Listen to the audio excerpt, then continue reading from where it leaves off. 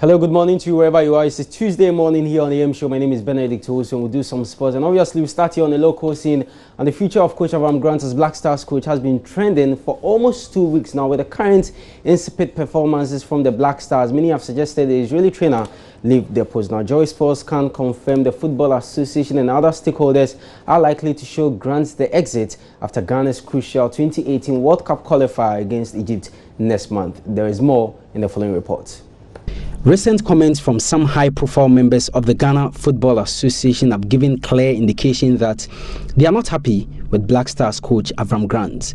After Ghana's last international friendly with South Africa in Durban, which ended 1-1, Vice Chairman of the team's management committee, Wilfred Osei, had this to say. There's no doubt in my mind that Ghana bounce in quality, but it also behoves on the technical team to relook at the squad, because a good team is the one with depth in quality from the bench, and that is what we expect the technical team to do.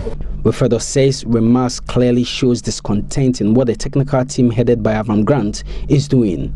Again, the Vice President of the Ghana Football Association, Joji Friye, who doubles as the chairman of the Black Stars Management Committee, told Joy Sports in a very recent interview that they will seek answers from Avram Grant over his appearance on Sky Sports in the UK without their permission. We have a game against Egypt on the 13th, and per the requirement, you need to submit the list 14 clear days when you are not there.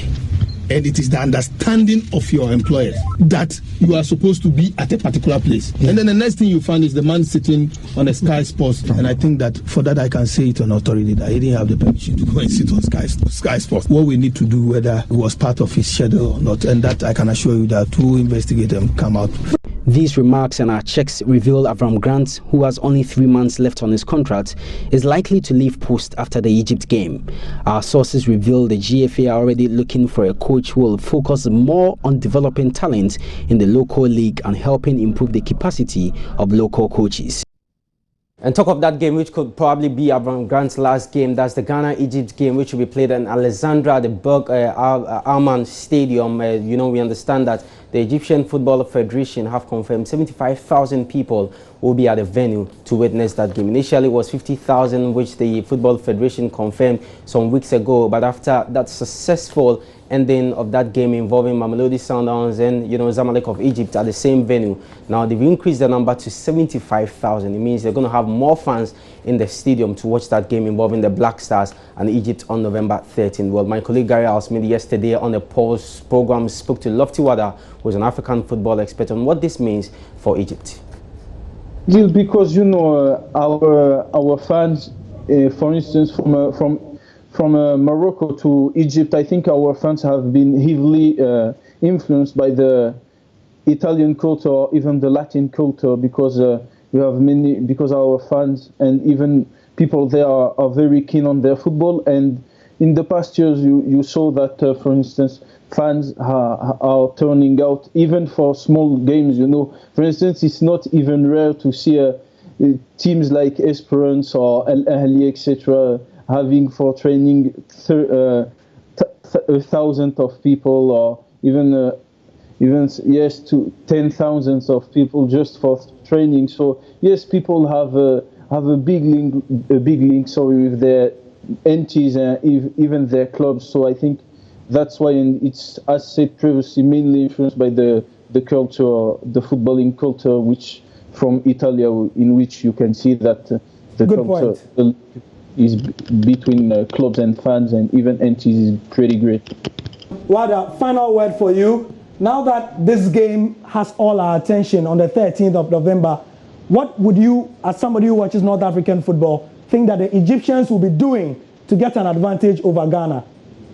I think, as said, for instance, first of all, they will let every people enter in the stadium, because the number of 75,000, won't be respected. I think there will be 90 or 80,000 people in the stadium, because it's always like that. The gates are open and some people come without tickets and then let them enter. That is an African football expert in that Skype chat with my colleague Gary Alsmith on yesterday's Pulse Sports show, and obviously was talking about the increment of 50,000 fans to 75,000 fans, which will be at the Alexandria Stadium to watch that game involving the Black Stars and Egypt's next man. That game is on November 13th. It's a 2018 World Cup qualifier, and we'll do more. And this time we shift attention from the Black Stars to the under-17 team, and obviously remember they qualified for next year's African Junior Championship, which will be held in Madagascar. Well, the draw for the competition was made yesterday, with Ghana going into Group A with Madagascar, they are host nation, and also Guinea and Cameroon. We've been speaking to Kukuya, who is chairman of the Black Starlets Management Committee, on what he makes of the draw. Target is actually to qualify to the World Cup. The first 4 teams out of 8 qualify to the World Cup, and I believe that with the talent available at our disposals, we stand a very strong chance of qualifying. Once we qualify and we get to the semi-finals, who knows, we may end up annexing the African Championship, but that is not our ultimate. Our ultimate is that just qualify and prepare well. Even when we started setting the team, what we told them was that we are building the team for future, but in building the team, there are a lot of things that you need to take along.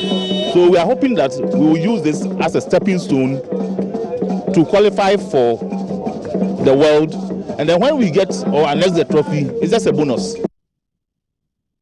So that was Kukuya. Kukuya is management, that's head of the Black Starlets Management Committee, and was talking about yesterday's draw, which we saw Ghana drawn Madagascar, they are host nation, in Guinea and Cameroon. So that is Group A, and if you go into Group B, we have defending champions Mali. They will come up against Congo, Angola and Niger. Remember, the tournament will be held in Madagascar next year, and I noted how the Black Starlets amazed all of us, played good football to qualify. They defeated Burkina Faso and also Ivory Coast.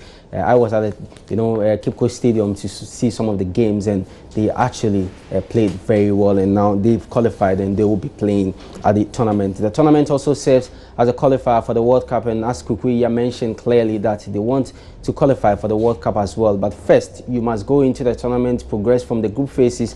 Then when you're able to get to the knockout stage, where that's the semi-finals, then you book a place at the World Cup, which will also be held next year. So we'll move on, in this time we'll do some more, but we shift our attention to the international front, and they will have some matches in the English League Cup later tonight. Big games are coming up. One that we'll all be watching out is the game which will be played at Anfield. Liverpool come up against Tottenham Hotspur. Big one, of course, for Liverpool. They'll be hoping to keep their recent fine form, as well as Tottenham Hotspur. They are unbeaten in the English Premier League. They remain the only unbeaten side, so that game is happening at Anfield later tonight. Then we'll have Arsenal. They will come up against Reading. With Leeds United, Norwich City, Bristol City will take on Hull City. They'll have Newcastle United coming up against Preston North End. So today we've got as many as 5 matches. Then tomorrow we have 3 matches. West Ham will host Chelsea at the London Stadium, and also Southampton, Sunderland. And the game that many fans will be looking out for Jose Mourinho. It's not been too good for him.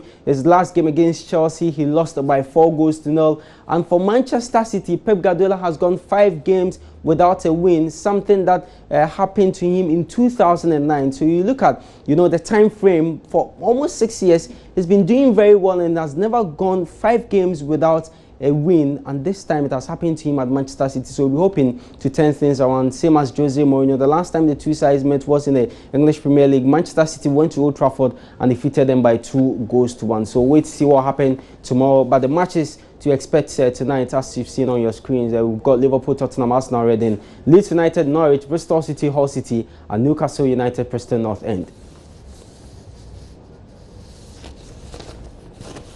So we still stay on the international scene, and the list for the 2016 Ballon d'Or was released last night. That's the 30-man shortlist. Well, Leicester City, Jamie Vardy is in the list with Riyad Mahrez. You remember they helped Leicester to win last season's English Premier League, as well as Aubameyang. He's from Gabon. So we've got 2 Africans in there. That's Riyad Mahrez. He is from Algeria, and also Aubameyang is from Gabon. So on your screens, you can see the full list of the Ballon d'Or, the 2016 Ballon d'Or shortlist. That's the 30-man shortlist. Sergio Aguero plays for Manchester City. Aubameyang, as I noted, this with Borussia Dortmund. Gareth Bale is in, the usual suspect, and also Buffon for Juventus. Cristiano Ronaldo likely that he will nick this one. Kevin De Bruyne for Manchester City, Paulo Dybala is with Juventus, and we have Diego Godin with Atletico Madrid, and Antoine Griezmann also with Atletico Madrid, and Gonzalo Higuain. Lots of players in there. Pepe plays for Real Madrid, Paul Pogba with Manchester United. We have Rui Patricio with Sporting Lisbon, Sergio Ramos of Real Madrid as well, Luis Suarez with Barcelona, and also Vidal, who plays his football for Bayern Munich as well, is in there. And Gonzalo Higuain, Zlatan Ibrahimovic, Toni Kroos, Koke, Andres Iniesta, Lewandowski, Hugo Lloris, and Thomas Müller with Manuel Neuer, who plays his club football for Bayern Munich. And obviously, you can't forget about the man Lionel Messi, who plays his football for Barcelona. So away from soccer, we do boxing now. Britain's IBF World Heavyweight Champion Anthony Joshua will not fight former champion Vladimir Klitschko in the 2016, but promoter Edin Hearn expects a fight in the spring. Now the pair were close to agreeing about for December 10, but Klitschko has picked up a minor injury in training. Now the WBA had also yet to state whether its vacant title would be on the line. Now British heavyweight Tyson Fury has vacated the WBA and WBO titles, and now this boxing license stripped by the British Boxing Board of Control pending further investigation into anti-doping and medical issues. Now Klitschko, who has 64 wins and 4 losses in his career, lost the WBA, WBO and IBF titles to Fury in 2015. Now Joshua picked up the IBF title vacated by Fury as he did not face a mandatory challenger by knocking out Charles Martin in April. Now Anthony Joshua's managers are expected to decide on his next opponent in the next 48 hours.